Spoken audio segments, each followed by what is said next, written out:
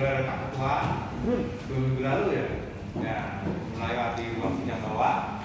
Sebenarnya ini mau dilakukan secara reguler ya, cuma ada kendala juga ya.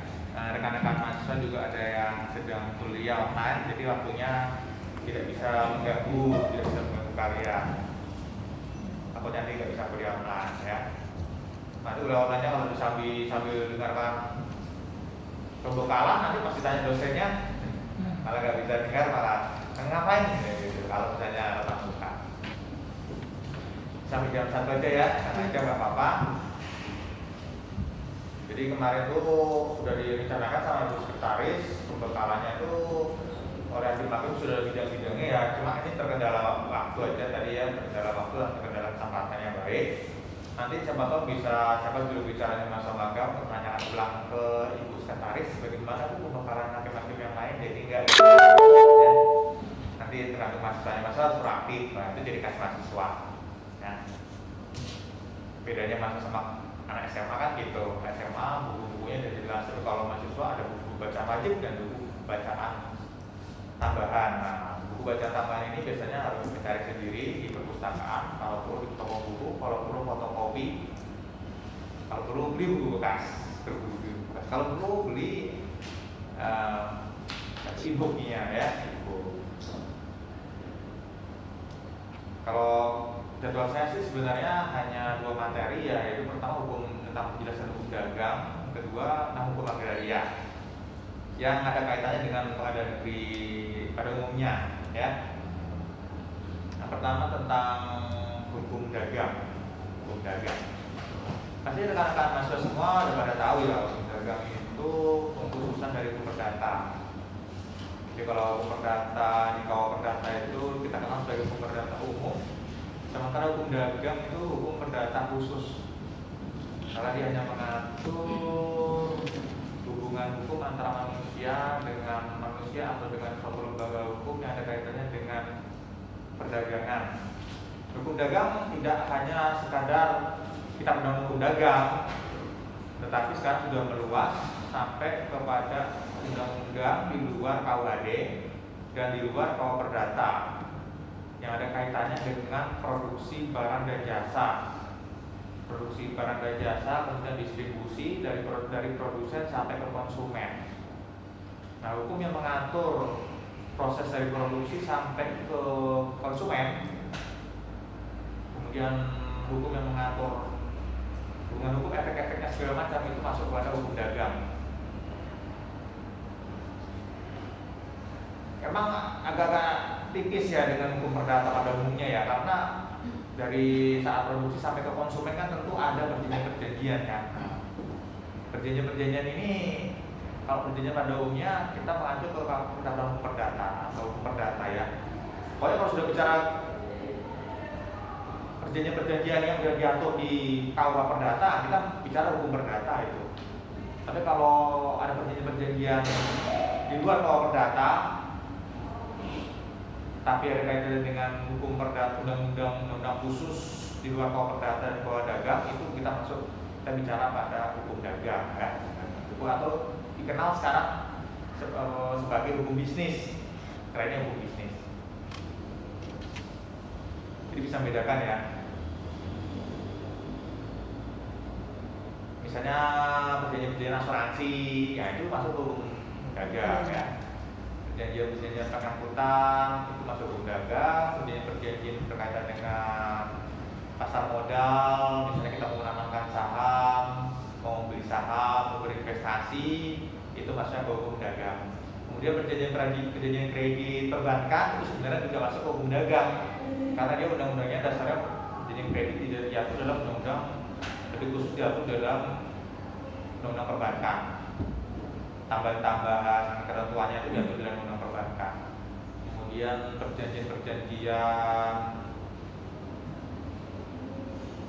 di bidang apa lagi tuh? Asuransi tadi sudah, perbankan sudah.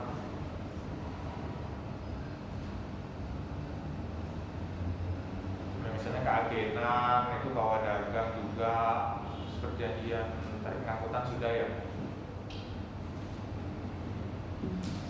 Saham sudah, apa lagi ya?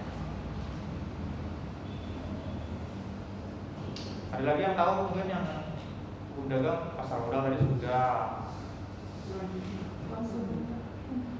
Oh ya, makasih. Perlindungan konsumen ya. Nah itu bisa menjadi jual beli barang, kemudian kita dirugikan ya, dirugikan oleh produsen, hak konsumen dilanggar, nah, itu masuk pada hukum dagang sebenarnya. Kemudian apabila terjadi permasalahan dari proses produksi sampai ke distribusi penjualan kepada konsumen, efek-efeknya itu kita menyelesaikannya macam-macam ya cara penyelesaiannya ya. Penyelesaiannya bisa secara hukum atau bisa secara non hukum gitu. Kalau non hukum biasanya dinamakan dengan penyelesaian perselisihan di luar pengadilan. Nah, macam-macamnya banyak ya.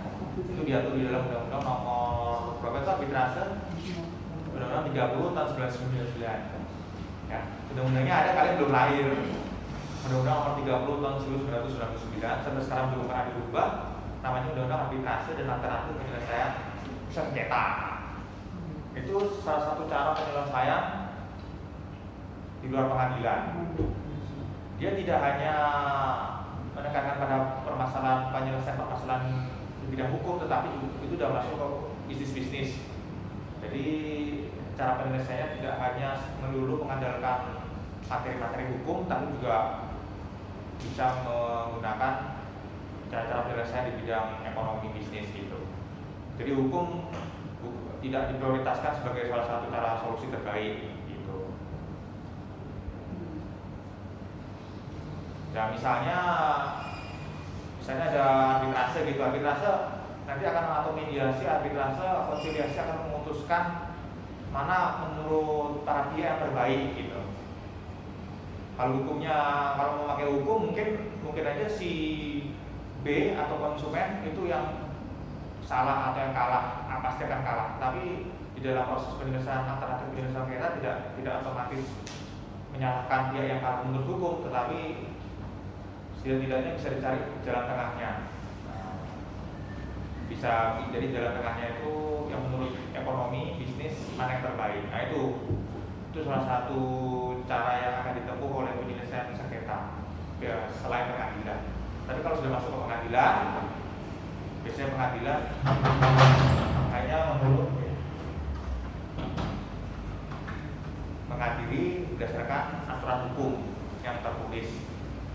Jadi besar kemungkinan ada pihak yang menang dan ada pihak yang kalah ya, kecuali dalam gugatannya itu akan ada eksepsi keberatan ataupun ada suatu bukti tidak terbukti apa yang didalilkan, nah tentu saja tidak ada yang kalah menang ya kan. Yang ada gugatan tidak diterima. Gugatan tidak diterima bukan berarti ada pihak yang kalah menang, itu belum tentu ya, karena masih bisa diperbaiki lagi. Gitu. Nah, bagaimana kaitannya antara penyelesaian di luar pengadilan dengan pengadilan? Nah, ini ada benang merahnya ya. Jadi mereka itu nantinya tidak berdiri sendiri, diselesaikan di luar pengadilan terus sudah begitu aja, tidak ya. Karena dalam Undang-Undang Arbitrase Alternatif Penyelesaian Sengketa itu bisa dibaca ya nanti pasal 7 ada salah. Itu bagi penyelesaian sengketa sudah diselesaikan di luar pengadilan, apabila ada putusannya itu wajib didaftarkan dalam jangka waktu 30 hari ke pengadilan. Ya. Didaftarkannya itu bukan daftarkan seperti pendaftaran terus minta cap itu bukan, tapi pendaftarannya dalam bentuk gugatan. Ya, bisa dibaca di Perma 1 tahun 2016 tentang mediasi. Itu ada pasal-pasal terakhirnya itu 30-an itu mengatur tentang itu ya. Perma 1 2016 tentang mediasi. Mengatur kalau ada penyelesaian di luar pengadilan, bagaimana caranya agar bisa diakui di pengadilan. Gitu. Maksudnya diakui ini supaya apa? Supaya putusan alternatif pilihan sengketa di luar pengadilan tadi akan mendapatkan kekuatan hukum yang mengikat. Gitu. Kekuatan hukum yang mengikat kedua belah pihak.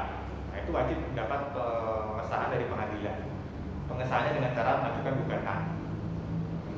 Nah, Nah, jadi walaupun nanti kedua belah pihak tetap udah damai kan nggak ada masalah, tapi perlu dicatatkan ke pengadilan dalam bentuk mengajukan gugatan. Nah, nanti salah satu pihak, dua pihak tadi harus ada yang mau jadi penggugat dan ada yang jadi tergugat gitu. Dan nanti setelah didaftar, kemudian kasih nama perkara di sidang, nah itu ada kewajiban dalam waktu 14 hari semenjak gugatan itu diregister, didaftar ke pengadilan, wajib dalam waktu 14 hari harus sudah diputus oleh hakim. Diputusnya ya nanti putusnya kata-katanya tentang perdamaian itu, ya, amarnya tentang perdamaian itu. Bisa aja isi dari kesepakatan di luar itu tidak diulangi lagi oleh hakim. Nah, setelah diputus oleh hakim itu, berarti keputusan dari lembaga alternatif penyelesaian sengketa itu bisa dianggap sama sebagai putusan pengadilan yang telah berkekuatan hukum tetap. Apabila di kemudian hari ada pihak yang tidak melaksanakan, nah bisa dipaksa oleh, bisa dimintakan pelaksanaan putusan secara paksa oleh pengadilan, namanya eksekusi ya. Itu. Jadi penyelesaian pelaksanaan putusan itu bisa secara sukarela oleh pihak yang kalah. Kalau orang pihak yang kalah itu tidak mau melaksanakan secara sukarela isi putusan, maka harus dilaksanakan secara paksa. Nah, itu namanya istilah lainnya adalah eksekusi. Eksekusi perdata ya bukan eksekusi pidana. Eksekusi pidana jaksa yang melaksanakan. Kalau eksekusi perdata pengadilan yang melaksanakan. Contohnya begini, misalnya kasus perkara tanah gitu ya antara mahasiswa ini misalnya ya yang sebelah kanan sama sebelah kiri, UMK sama dari UDIM gitu kan. Kemudian diselesaikan, mereka sepakat kita bawa dulu ke Pak Lurah gitu, ke kepala desa.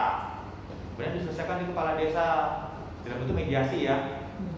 Nah, ternyata ada hasilnya, oh ini udah ketemu nih, dan kemudian diambil keputusan oleh kepala desa bahwa tanah yang saya dibagi dua. Nah, itu supaya hasil keputusan kepala desa itu mempunyai kekuatan hukum mengikat. Nah, itu wajib dalam waktu 30 hari sejak keputusan itu tercapai kepala desa, wajib oleh para pihak didaftarkan ke pengadilan dalam bentuk gugatan.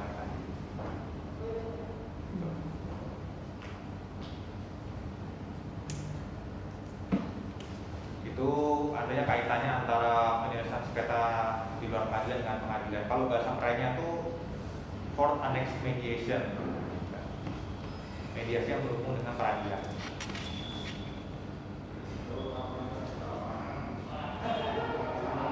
Ada pengecualian ya, penyelesaian sengketa yang lebih diprioritaskan itu alternatif penyelesaian sengketa di luar pengadilan yang lebih diprioritaskan itu salah satunya adalah arbitrase ya. Arbitrase itu dia sifatnya lebih independen. Dia peraturannya sebenarnya sama di Undang-Undang 39, tapi dia lebih punya kekuatan ya. Kekuatan dalam arti pengadilan tidak bisa terlalu campur tangan di dalam putusan arbitrase. Ini kita bisa lihat mulai dari perjanjian itu sendiri ya. Misalnya perjanjian sudah dibuat di awal, kemudian para pihak sepakat di dalam bagian batang tubuh mengenai pilihan hukum atau cara penyelesaian sengketa nanti apabila ya biasanya kata-katanya itu di dalam perjanjian pasalnya itu redaksinya apabila terjadi sengketa maka sengketa ini akan diselesaikan secara arbitrase. Nah, biasanya kalau sudah ada kata-kata seperti itu, apabila nanti ternyata timbul permasalahan di kemudian hari, kemudian salah satu pihak misalnya mintanya, oh ini nggak bisa arbitrase ke pengadilan aja, nah, pengadilan dengan membaca ada klausul seperti itu wajib menyatakan pengadilan wajib menyatakan dia tidak berhak. Itu sudah kompetensi absolut dari arbitrase. Itu kalau arbitrase dia lebih punya kekuatan ya. Tapi kalau karena arbitrase itu dia seperti pengadilan ya, pengadilan ada khusus ya, pengadilan khusus ya. Karena dia nanti sifatnya kayak persidangan gitu, majelis ya, tetapi majelisnya ini kebanyakan bukan sarjana hukum, tapi sarjana yang benar-benar mengerti tentang perkara yang ditangani. Misalnya perkara yang ajukan itu masalah konstruksi, biasanya arbiternya berlatar belakang sarjana konstruksi ya, sarjana teknik, insinyur itu arbitrase. Tapi kalau yang alternatif penyelesaian yang lain seperti mediasi, konsiliasi, konsultasi, macam-macam ya, jasa baik, nah itu dia kalau misalnya dia sebutkan di dalam perjanjian, misalnya para pihak ada yang mengajukan ke pengadilan, ya tetap pengadilan berwenang untuk mengadili. Tapi kalau misalnya di klausul sudah disebutkan arbitrase, pengadilan tidak berwenang untuk maju ya, harus ada kompetensi absolut. Itu namanya taktum tuh, kompromi itu perjanjiannya di awal sudah. Kemudian tadi ya kaitannya antara benang merah antara arbitrase sama pengadilan. Jadi dibentuknya undang-undang itu, Undang-Undang 3099 itu kaitannya waktu itu krisis moneter, kemudian banyak masalah-masalah bisnis ekonomi yang diajukan ke yang timbul permasalahan ya, terutama di bidang perbankan, kemudian bisnis-bisnis tertentu yang ternyata hakim-hakim pengadilan waktu itu mungkin dianggap oleh dunia bisnis atau dunia ekonomi tidak waktu itu ya tidak kompeten, basic ilmunya, banyak yang tidak mengerti masalah yang diajukan itu sebenarnya seperti apa gitu ya, karena adanya perbedaan latar belakang pendidikan gitu. Yang walaupun nanti di persidangan bisa juga didengarkan ahli atau segala macam, hakim juga bisa membaca bukunya ya, tapi menurut dunia bisnis dan ekonomi waktu itu tidak seperti itu. Dan ini juga termasuk tuntutan dari luar negeri juga ya, dari dunia internasional untuk lebih mengedepankan penyelesaian secara alternatif dengan sengketa daripada diselesaikan ke pengadilan. Itu. Makanya timbullah arbitrase. Sekarang sudah cukup ya tentang bisnis ya. Bisnis. Sekarang kita beralih ke hukum agraria. Hukum agraria ini pada awalnya adalah bagian dari hukum perdata, ya, hukum perdata umum. Jadi dagang dan agraria ini merupakan dulunya termasuk dalam hukum perdata, gitu. Hukum perdata umum diatur di dalam buku 2, ya, buku 2 Kitab Undang-Undang Hukum Perdata,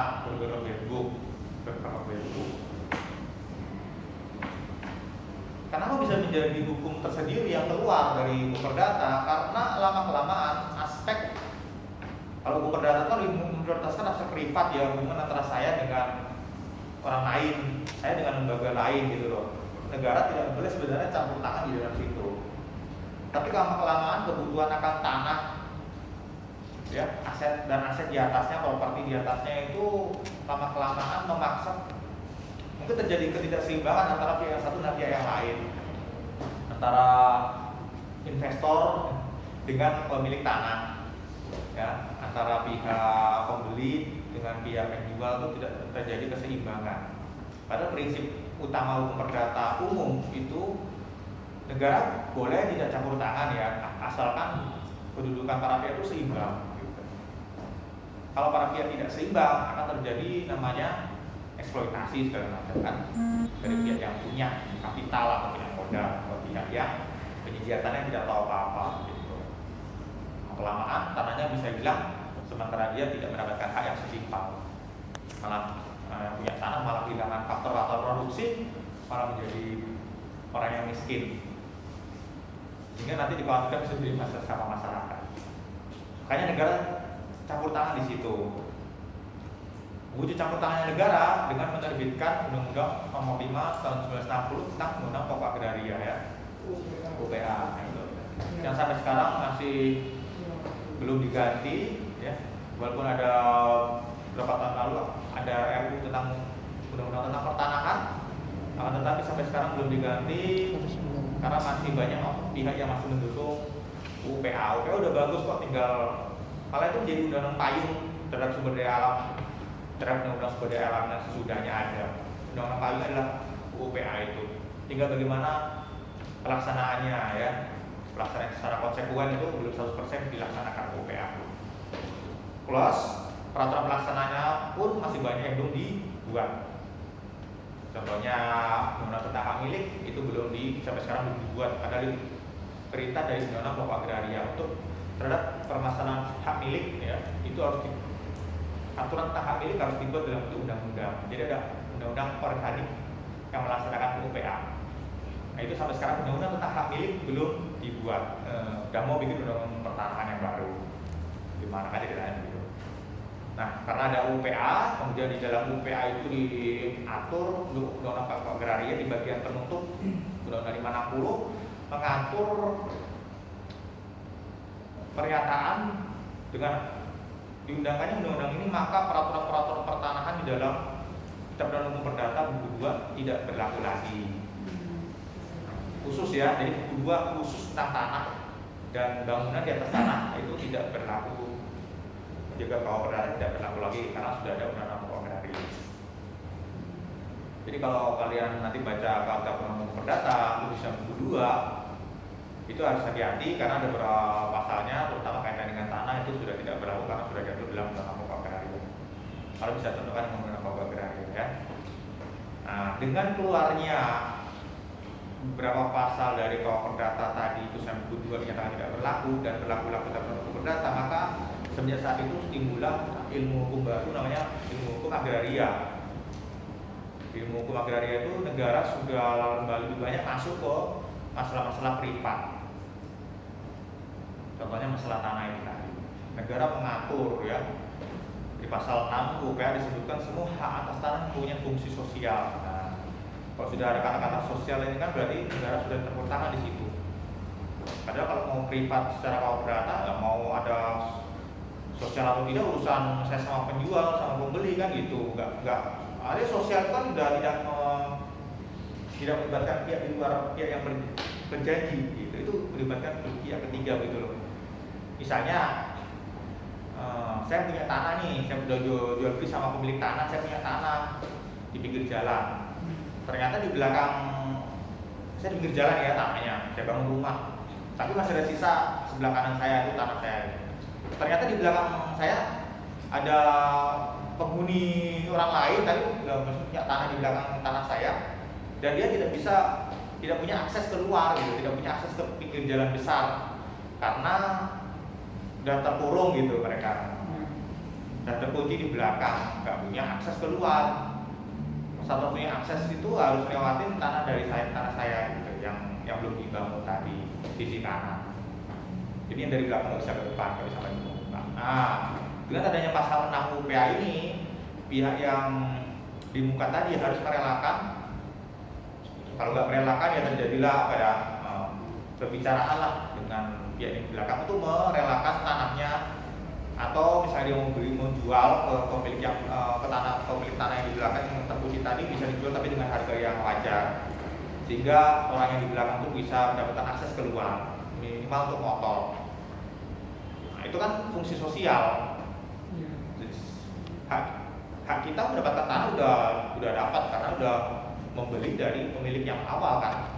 Tapi terus kita punya fungsi sosial terhadap orang yang tinggal di belakang tanah kita. Nah, makanya harus dipikirkan akses ke depan. Nah itu contoh penerapan pasal 6 UPA. Negara turut campur di situ. Kemudian negara turut campur apa lagi? Negara menentukan di dalam undang-undang pokok agraria tentang pembatasan luas tanah. Ya, yang nantinya akan diatur di dalam undang-undang khusus sudah tahun 60 ya. Pembatasan luas tanah pertanian, pembatasan luas tanah pekarangan yang boleh dimiliki oleh warga negara individu dan oleh badan hukum atau badan-badan keagamaan. Nah, itu dibatasi. Pembatasan kepemilikan ini kan salah satu bentuk intervensi pemerintah terhadap suatu aturan yang tadinya hanya diatur secara privat gitu. Waktu belum ada negara bikin UPA, wah, orang beli tanah bisa sampai berhektar-hektar gitu kan, jadi tuan tanah, jadi tuan baron ya kalau juga ada gitu telenovela itu tuan baron. Jadi raja-raja kecil punya tanah zaman Belanda itu punya tanah bisa berhektar-hektar, sehingga membuat orang-orang yang punya tanah akhirnya menjadi buruh tani. Tahu bedanya petani sama buruh tani? Ya, mereka sama-sama petani ya, tapi petani tok itu punya tanah, punya hak milik atas tanah, punya sawah. Sementara buruh tani sama dengan petani yang punya tanah, tapi dia tidak punya tanah sebenarnya. Dia hanya kerja sebagai buruh untuk bercocok tanam di tanah orang lain. Itu namanya buruh tani. Petani juga dia bisa bertani tapi di atas tanahnya sendiri. Kalau buruh tani dia melakukan usaha pertanian tapi di atas tanah orang lain. Dia bukan pemilik dan dia hanya menerima nanti buruh tani ya gaji atau bagi hasil, ya bagi hasil dari hasil panen. Nah, itu bisa menyebabkan buruh tani itu nggak bisa maju, tetap aja jadi buruh tani terus, nggak bisa, status sosialnya nggak bisa berubah, tetap aja miskin karena dia tidak menguasai faktor produksi. Ya. Makanya negara di sini turut campur tangan membuat batas-batas kepemilikan atas tanah di atasnya ya. Gitu.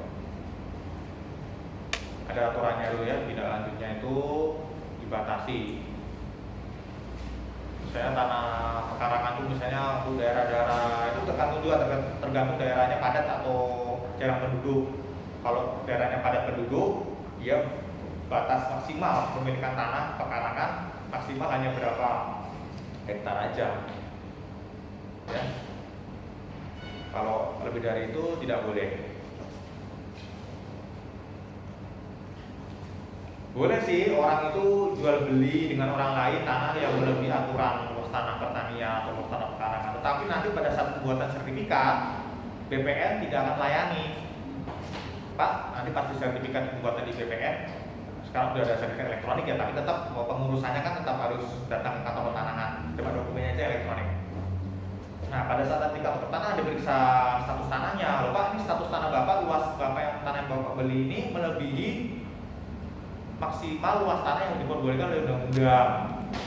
Kami hanya bisa membuatkan sertifikat tanah sebatas maksimal yang diperbolehkan undang-undang. Nah, terus selebihnya bagaimana? Nah, selebihnya akan menjadi mungkin objek land reform akan dibagi-bagi ke orang-orang yang tidak punya tanah. Tetapi negara akan memberikan ganti rugi kepada pemilik atas sisa luas tanah yang tidak bisa dijadikan sertifikat hak milik. Makanya pemerintah sekarang membuat namanya bank tanah. Bank tanah itu untuk mengumpulkan uang untuk di kemudian hari bisa digunakan untuk melaksanakan program misalnya pengadaan tanah untuk instansi pemerintah, dan yang kedua untuk membeli luas tanah, kelebihan luas tanah yang tidak bisa dijadikan hak milik untuk kemudian dibagi-bagikan kepada orang yang tidak punya tanah. Artinya bahasa kerennya tuna tanah. Ya, kalau tunawisma tidak punya rumah, tunaksara tidak bisa baca tulis, kalau tuna tanah orang tidak punya tanah. Makanya butuh tanah tadi. Nah, itu sebagai salah satu wujud penghijauan tanah Undang-Undang Papua Agraria, ya, land reform itu, pengaturan penguasaan kepemilikan tanah. Nah, itu contohnya. Kemudian bagaimana kalau dalam permasalahan tanah itu terjadi sengketa? Pertama-tama saya bilang tadi ya, kalau misalnya terjadi permasalahan sengketa tanah itu bisa diselesaikan pertama-tama oleh hakim perdamaian desa. Hakim perdamaian desa itu kita kenal sebagai Pak Kepala Desa ya, Pak Lurah. Nah, kalau kepala dusun itu nggak punya kekuatan, ini dia mengumpulkan warga tingkat ke desa ya. Tapi kalau kepala desa dia punya dia diberi wewenang oleh undang-undang desa untuk menyelesaikan permasalahan-permasalahan di warganya di situ di desa itu. Antara lain permasalahan tanah.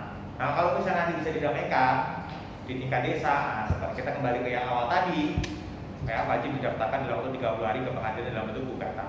Yang wajib mendaftarkan ya para pihak itu tadi, bukan kepala desa yang daftarkan. Kepala desa hanya stop berarti selesai sampai di putusan tingkat desa itu tadi. Kalau misalnya tidak bisa didamaikan di tingkat desa ya monggo silakan dilanjutkan ke pengadilan. Apabila tanahnya sudah bersertifikat, kemudian terjadi masalah sengketa batas, ya, sengketa batas, sengketa kepemilikan.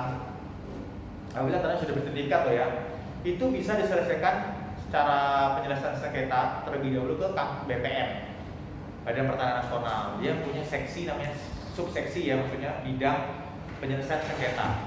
Itu tugasnya untuk menyelesaikan sengketa-sengketa yang sudah tanah, terutama tanah yang sudah ada sertifikatnya, diselesaikan di sana dulu. Kalau misalnya tidak bisa diselesaikan di BPN, baru kemudian para pihak yang tidak terima bisa meneruskan masalah itu ke pengadilan. Tetapi BPN memberikan alternatif bisa diselesaikan oleh BPN. Gitu. Sebagai contoh, tanah si A dan si B sama-sama udah punya sertifikat nih, kan? Tapi nomornya berbeda. Nah, ternyata tanahnya si A itu ternyata ada tukang tindih tanahnya batasnya si A itu ternyata ditumpangi oleh tanahnya si B gitu. Kalau sertifikatnya mau dijawatakan ke lapangan ya, dilihat di lapangan loh, ternyata tanahnya si B udah masuk ke tanahnya si A, itu namanya tukang tindih overlapping. Nah itu penyelesaiannya yang bagus diselesaikan ke kantor pertanahan. Nanti pihak kantor pertanahan akan turun ke lapangan kembali, mengukur kembali tanah sesuai dengan data fisik sertifikat yang ada di kantor pertanahan. Nah, kemudian dicocokkan lagi dengan lokasi di lapangan, mana yang betul, mana yang salah. Kalau ternyata nanti tanahnya si B itu ternyata benar menumpangi atau menjadi tumpang tindih atau melewati batas tanahnya si A, nanti akan dilakukan pengembalian batas. Pengembalian batas, nanti akan diterbitkan lagi dokumen perbaikan atas gambar situasi sertifikatnya yang mengeluarkan BPN. Nah, itu sebagai salah satu bentuk penyelesaian masalah di luar pengadilan kan. BPN akan memperbaiki dokumen sertifikat yang telah dia keluarkan. Tentu saja sebelum dia ubah atau perbaiki harus dilakukan pengujian di lapangan dulu. Itu manfaatnya kan besar kan, tidak perlu sampai ke pengadilan, nggak perlu sampai berbulan-bulan, sampai harus kasasi segala macam, nggak perlu keluar uang banyak untuk sewa pengacara kan, itu diselesaikan di kantor pertanahan. Tapi biasanya pihak BPN akan menanyakan apakah tanahnya sudah bersertifikat atau belum gitu. Kalau tanahnya belum bersertifikat, ya memang agak susah karena BPN tidak punya datanya, tidak punya database atas tanah itu. Nah, tapi rata-rata sih kalau dijawab semua orang sudah banyak punya sertifikat ya, baik itu sertifikat milik, bangunan usaha dan bangunan. Kemudian ada jurisprudensi atau putusan Mahkamah Agung terbaru bila ada sengketa kepemilikan atas tanah, contohnya tumpang tindih itu tadi, tidak bisa diselesaikan di tingkat desa tidak bisa, di BPN tidak bisa, kan harus ke pengadilan nih. Nah, ada jurisprudensi yang mengatakan apabila ada dua dokumen sertifikat yang sama-sama asli, kemudian terjadi tumpang tindih, atau di atas satu tanah itu ada dua sertifikat yang bidangnya sama, dalam satu bidang terjadi dua sertifikat dengan dua pemilik yang berbeda, maka kalau itu dokumennya sama-sama asli, menjadi petunjuk bahwa yang harusnya dimenangkan adalah pihak yang mempunyai sertifikat terlebih dahulu atas tanah itu. Jadi kalau ada tanah itu punya si A punya tanah itu punya sertifikat atas tanah itu terbit lebih dulu, bisa lebih terbit tahun 2010, kemudian si B di tahun 2020 mengaku di atas tanah yang sama itu punya sertifikat juga yang lain, tapi terbitan tahun 2020 itu sama-sama dokumennya dikeluarkan oleh BPN juga, maka yang dimenangkan adalah si A yang telah mempunyai sertifikat atas tanah, Amerika atas tanah tersebut tahun 2010. Yang dimenangkan yang 2010 itu. Nah, itu sebuah hukum formal ya, putusan jurisprudensi bisa dijadikan patokan oleh pengadilan, walaupun tidak wajib. Karena negara Indonesia tidak menganut asas presiden seperti lainnya negara-negara Anglo-Saxon. Ya demikian, selama setengah jam tadi sudah dipaparkan pembekalan secara singkat mengenai hukum dagang dan hukum agraria, khususnya hukum tanah ya. Hukum agraria sebenarnya lebih luas ya. Hukum agraria itu tidak hanya tentang tanah saja, tapi juga menyangkut kekayaan alam yang berada di dalam tanah maupun di atas permukaan tanah. Misalnya sumber daya alam, kehutanan, sumber daya air, ya, kemudian pertanian itu termasuk sebenarnya agraria, sumber daya agraria ya. Nah kurang lebih masalahnya seperti itu. Ada permasalahan hukum agraria, terutama misalnya rebutan kekayaan alam di bawahnya, misalnya tanahnya ada emasnya, kan nantinya jadi masalah ya, masalah pemilikan di atasnya. Itu wajar-wajar saja. Ya, kemudian satu lagi yang saya mau kasihkan pembekalan ke saudara-saudara mahasiswa, BPN itu biasanya dalam membuat sertifikat hak milik dia akan melihat rencana tata ruang wilayah di tanah yang mau dibikin sertifikat. Kalau misalnya tanah itu statusnya masih hutan lindung, dilihat dari tata ruang masih hutan lindung, kemudian itu masih masuk dalam SK Menteri Kehutanan tentang tanah hutan lindung, ternyata di dalam tanah hutan lindung itu kalau kita lihat di aslinya itu ternyata mungkin hutan-hutannya udah pada ditebangi ya, udah gundul, eksploitasi, termasuk di dalamnya mungkin ada tambang emas segala macam, udah dieksplorasi ya, eksplorasi malah udah diambil. Jadi bentuk fisik hutan udah nggak ada, tetapi di peta BPL Kementerian Kehutanan Lingkungan Hidup tuh punya peta tentang peta tanah, ya, namanya Geographic Information System itu lagi tentang hutan. Kalau mereka nanti datang ke lapangan dan mengukur tanah itu, kemudian tanah itu kemudian mereka masukkan di dalam sistem informasi geografis di Kementerian Kehutanan ternyata masih masuk dalam hutan lindung, itu tanah yang masih masuk dalam hutan lindung tapi sudah terjadi peralihan jual beli itu tidak akan bisa dibuatkan sertifikat oleh BPN. BPN tidak mau karena ada resikonya ya, BPN bisa dijerat melanggar undang-undang kehutanan, dijerat pidana. Apalagi kalau ada suap menyuap di dalam situ bisa dikorupsi gitu loh. Gak usah suap menyuap, kasih sertifikat sesuai dengan aturan aja, BPN bisa kena undang-undang pidana undang-undang kehutanan. Apalagi ada unsur suap menyuapnya bisa jadi kena undang-undang tidak pidana korupsi kan, gratifikasi segala macam.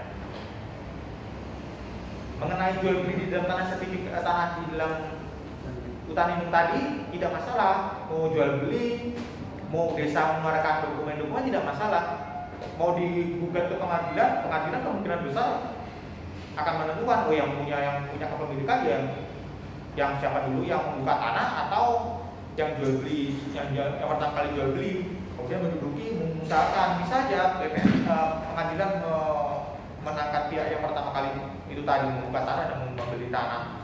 Akan tetapi kalau mau dibuatkan dokumen hitam di atas putih, sertifikat atau teknik ya, sebagai bukti terkuat dan tertemu atas kepemilikan tanah, BPN kemungkinan besar tidak akan menerbitkan.